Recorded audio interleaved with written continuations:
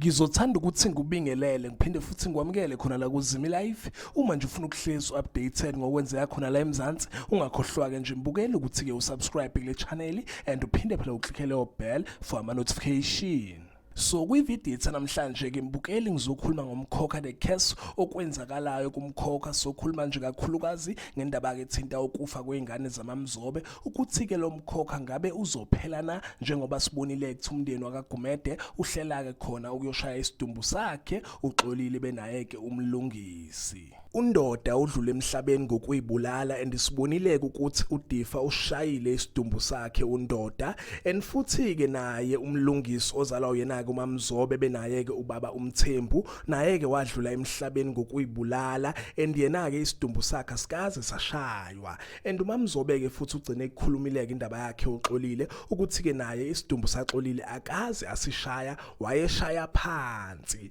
So umbuzo kumile mbukeli ukuthi ke uma sebeyishaye zonke ke lezi idumbu ngabe umkhokha uzoma na? uDifa njengamanje useyinhlelweni zokuthi ke yogubha lemzimba mase ke yayishaya kuze phela kuphele lo mkhokha ke ohlasele ifamily kaGumede. Kodwa kokubhlungu mbukeli ukuthi ke ngeke uzophele lo mkhokha ke noma ize sebeyishayileke zonke lezi idumbu abayibalayo, ngeke uze uphele lo mkhokha. Lalela kahle ukuthi ingane ngithi ke ngeke uphele lo mkhokha. If usibuyela back ku episode 1 womkhokha, if ukhumbula kahle, ubaba kaMaMzobe wayeyinyanga eyisiza abantu, wayelapha abantu and wayithola amandla kwisikhwama, and lesi sikhwama weshiyelwe abadala. Lesi sikhwama yiso sasimsiza ukuthi ke elaphe abantu. Uthenjiwe Gumede uMaMzobe wayethakatha if ubuyela back, waze wacishe washaya umphakathi ngendaba yakhe ke ukuthakatha and wayengane engezwa. Uthenjiwe lo esimazi kakhulu ngoMaMzobe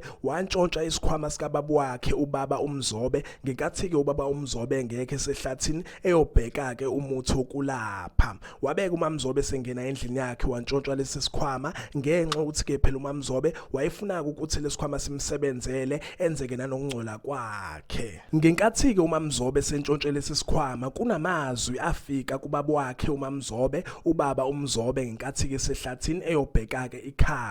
Lamagama ke lokho efika ethi akazibulale njengoba ke phela uhlulekile ukuvikela isikhwama. Wagcina ezibulele ubaba uMzobe ngenxa yakhe uthenjiwe ukuthi ke untshontshe isikhwama. Wagcina ke ehenge esihlahleni njengoba ke phela wayesehlathini eyobheka ke ikhambi. Abanikazi besikhwama abantu abadala baxasuka kakhulu uma ke lesikhwama silahleka, ingakho ke ubaba uMzobe wagcina ke ezibulala.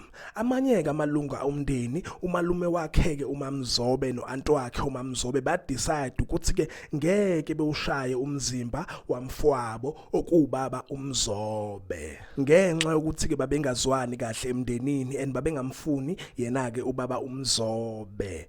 Wabeke umkhokha ke usuqala lapho njengoba ke ugcine ke usushaye undoda. Isizathu ke senza ukuthi ke umkhokha ugadle einganeni zakhe ke uMaMzobe ingenxa yalesa sikhwama uMaMzobe asintshontsha and futhi ke nanokuthi ubaba wakhe akashaywanga. So injalo ke mbukeli ukushaya kwesidumbu saxolile, isidumbu samlungisi, isidumbu sandoda ngeke kuqede umkhokha ngoba ke phela umkhokha uqalele kwaMzobe. Uqala ubani? Uyena ke uMaMzobe ngokuthi entshontshe isikhwama sababa wakhe andike abadala bacasuka bavele bathi ke akazibulale ubaba uMzobe and futhi ke ama-family member amalunga omndeni awafunanga ke ukushaya isidumbu sakhe ubaba uMzobe.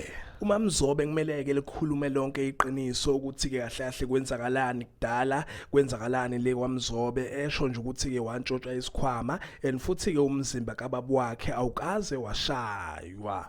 So injalo ke mbukeli ngicethe ungakhohlwa ke nje ukuthi ke ulike and usubscribe, ngithi ke nje danke ngiyazibongela.